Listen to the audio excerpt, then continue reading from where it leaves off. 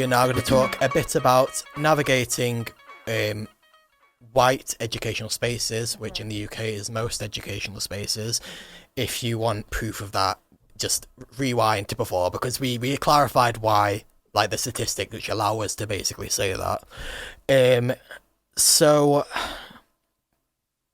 obviously I think university is quite a good, and obviously sixth form for you as well is quite like a good example of this. Yeah. So I know you talked before about your experience in sixth form and why it was a bit exasperating for you. Do you want to just briefly go over that again? Yeah, so I went from obviously then I went to a public school, and then public sixth form as well, and it was again in a predominantly white area, predominantly white student body, and whenever the topic of racism would come up, obviously I tried to tell them there's no such thing as reverse racism, and there will just be a lot of people having a lot to say, you know. Yeah, I can imagine. And I'm really curious actually to know what your experience was at university, because obviously I know you studied English at undergrad, but especially I'm interested to know what the ethnic makeup was on your master's course as well, because like obviously studying South my Asian master's studies. it was quite interesting. So to be honest, so they're obviously Warwick and Cambridge are both Russell Group universities, and I say that because they tend to be more white than like non-Russell Group, because obviously like they're seen as a like. I do not subscribe to any of these ideals, by the way, but just generally like socially they are seen to be like more elite and all that kind of stuff. Warwick was obviously again predominantly white, but I was just an unserious candidate in it, so like I didn't really like make many friends or like really involve myself in the social life or anything like that, so it just didn't really get to me that much. And then Cambridge was an interesting experience because so I did obviously South Asian studies at my master's in a cohort of 16 people on my course. 3 were white and 1 was Chinese, and everyone else was South Asian. So in that sense, and again, like I'm very selective. I just don't really like making new friends. So like, again, I went to Cambridge, I made friends with people on my course, and then that was it for me. So I didn't really have the quintessentially Cambridge experience, which I know from my friends on my course is very, very white. There were obviously incidences though. So again, like Cambridge is one of those unis that is known as kind of like, you know, very elitist, very, very white. To the point where like it's a problem in terms of their admissions, you know. Like, no, we had that statistic about Oxford before, wasn't it? And they obviously get grouped together quite a lot. It was let me find it again. Sorry, it was more than 60% of Oxford University students went to private or grammar school, and only 1 out of 10 consider themselves to be working class. So that obviously speaks for the type of people that are going to these. And in terms of like ethnic demographics, it was a minuscule percentage, I think, at Cambridge of students that were actually from ethnic backgrounds, particularly with black students. Like I think there was even a photo of all the black students at Cambridge. How can you fit them all in one photo? I was literally about to say that. That's so weird. Like, no, I was literally about to say like every year I see that photo of like all the black students of that year come together, and the fact that they can all fit into one photo in a like, university of like what 20,000-30,000 students. Yeah. It's disgraceful, very disgraceful. But so I didn't have the very like quintessentially Cambridge experience because I was in my course full of South Asians, and then that's really just where I stuck with. But there were incidences, like there was a few incidences. Like for those who don't know, Cambridge is a collegiate university, so you have like colleges, right? And each college, the colleges, because it's such a famous university, there's just visitors and tourists all the time. It's a very, very tourist place. So we have like porters basically. And there have been a few, for example, when I had my first ever supervision, my supervisions were in Trinity College, which is Trinity College alone has, so there's 32 colleges. Trinity College alone has more money than all the 31 of the colleges combined. That's how rich they are. It's ridiculous. And a lot of their fortune is also linked with like the slave trade and stuff like that, just to give you a little bit insight about the history of like race and racial dynamics in this place. And the first supervision that I went to, obviously it's my first time going there, and I didn't know where my supervisor's room was, so I was kind of like, just, and it's huge as well, the college, so I'm just kind of wandering around the grounds, and then the porters approached me and they're like, what are you doing here? Basically they thought I just wandered off into the streets into this place, and I was trying to explain to them I have a supervision with this person, and then they asked me to bring up my email to show them. And I know for a fact, like, if it was a white student, they would not be asking them, show me the email of your supervision so that we could see that you're supposed to be here. That was one incident. There was another incident where I'd lost my student card and I'd gotten a temporary student card, but like I could only access that if I was a Cambridge student, right? And I was trying to get into King's College, which again is one of the richer colleges, and the woman just would not let me in. Like, the porter wouldn't let me in. And it's ridiculous because then I went around the back way and they had no problems with it. And the back way is where all the students go through, and all the front way is where all the tourists go through. So she just did not believe that I was a student there. And there was another time as well. Where this was in like Queen's College again, like I can't remember which one it was. It was like Christ or Queen's. Again, one of the richer colleges. And I was there because I needed to use the toilet. And if you're a Cambridge student, you have access to any of the colleges basically. So I needed to use the toilet. I was passing Christ College on my way home. I went in to use a toilet. I asked one of the guys, and this time it's not even a porter, it's a student. I'm asking him, where's the toilet? This guy comes at me sideways. He's like, why are you here? What are you doing here? Who let you in? I'm like, I'm a student. He goes, show me your student card. Can you imagine? Is this your dad's yard for you to be asking me to show you my student card? It's ridiculous. So like, I mean, these things happen all the time to like, I know like other black students at Oxford who've had basically the same experiences. I was gonna say, do you know who Femi is? No. Femi Nylander.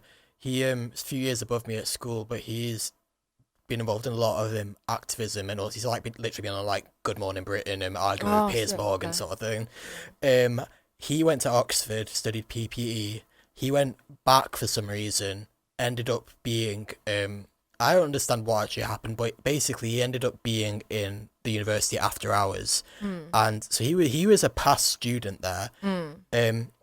He was just walking in the corridors the following morning, and security sent round a picture of him on CCTV to the whole university, like, dangerous man, like, if you see this person, like, it's pathetic. Thing, like, literally, like, and he's a past student, like, it's pathetic. It's so pathetic, honestly. Like, they're not paying you enough. Are you bored? Like, do you need more responsibilities for you to be accosting students or past students? Like, it's just weird. There's absolutely no point in, even though obviously I think a lot of increasing diversity at universities is tokenistic anyway. Yeah. But there's no point in doing it if they're not going to be welcome. If when you do it, you're just going to treat them that way. Yeah. Like, you literally given me 3 separate examples in which, like, and correct me if I'm wrong, you're only at Cambridge for like a year, right? Yeah. In the space of a year. Yeah. Like. Exactly.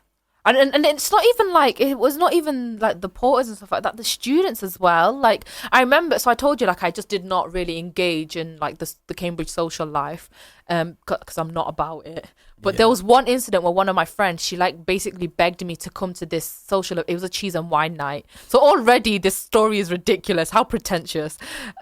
She forced me to go to this cheese and wine night with her, and I went, and I'm obviously like, I'm sure you guys can hear just from me being on air, quite boisterous, quite loud, quite flamboyant. Proper Mancunian. Right? Yeah. And there was this guy there who I was chatting to, who's very friendly, like, nice guy.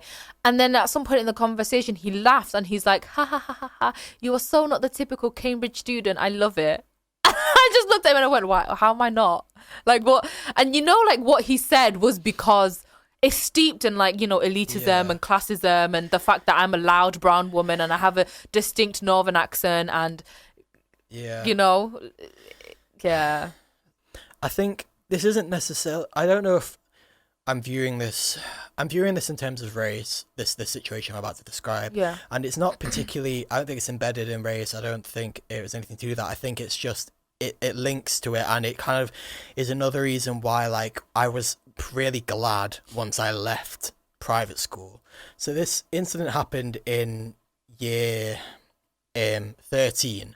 So like this is like final year. Like I was weeks away from turning 18 at this time. Yeah. Like I was like an adult pretty much, and I remember I was wandering around somewhere, and we used to have these like porter type people, not porter, they're called proctors. They're basically like in charge of like discipline, and the whole thing was just stupid anyway. Cause already that just sounds you so could just tell that they primitive. just loved like just going around shouting at people like sort of thing. I literally I don't like getting in trouble, so I used to like avoid them like the plague. Like I literally like did not like want, because I was never up to trouble, but at the same time like They'd find any reason. yeah, and like on this occasion, it was I didn't have my top button done up, which is like, oh my gosh, heavens above, I don't have my top button done up, like Oh, literally. so ridiculous. But you probably know from like you only know me for like 2 episodes now, but like I have like quite like a interesting resting face. It's sort of like just a bit like it looks a bit like I'm sort of like dead inside, pretty much. Okay. And so like they told me to do my top button up, and then I did it. And as I was walking away, they were like, "Oh, come back here," and they were like, "Oh, why do you smirk at me?" And I was literally like, "What?" and then this all no, so I said what, and they were like, "What do you mean what?" And I was like, "Sorry, pardon," like literally like that. And then they had me there, and I was basically saying like, "I didn't smirk at you," like I'm sorry. And then I'm sorry, even if you did, show me where in the rule book it says that's grounds for like punishment. Yeah, and then started having a go at me about what's this like why because I had like I didn't have a beard, but like obviously I'm someone with a lighter skin complexion but darker hair, and so I had like obviously like a stubble outline, or like, oh, like when have you last shaved, like what is this? And I was just like, that to me was like embedded like I said, it's not embedded in race, but I definitely view it from a racial perspective. Yeah, 100%. Like, because you can't help, like, I can't help South that. Asian people, we have darker, thicker hair. Yeah, like literally. And like he came up and they literally like was like going on to me for ages about this before they let me go. And I remember they bumped into me again like on another occasion when like, oh, like when are you gonna start your facial hair? And I was like literally at this point I was shaving once every week, and I was literally like to him, like, if I shave anymore, like I was literally talking about my skin will not take it. Like I don't understand what you want me to do. Like, and like at the time I was just really peed off about it, because I was just like, it was just like I was just They're so just I was picking so on you, angry on so many different accounts. The account I was 18 and being told like how to do my facial hair, I was literally like all these other reasons were literally annoying me. But it's not until now I actually when I was like thinking about it in like this episode, and I was like, you know what, this is actually like borderline trauma. I know it. I know people go through so much worse, but hand on my heart, I can honestly say that like I tend to get dreams sometimes when I get stressed. Like I tend to like go back to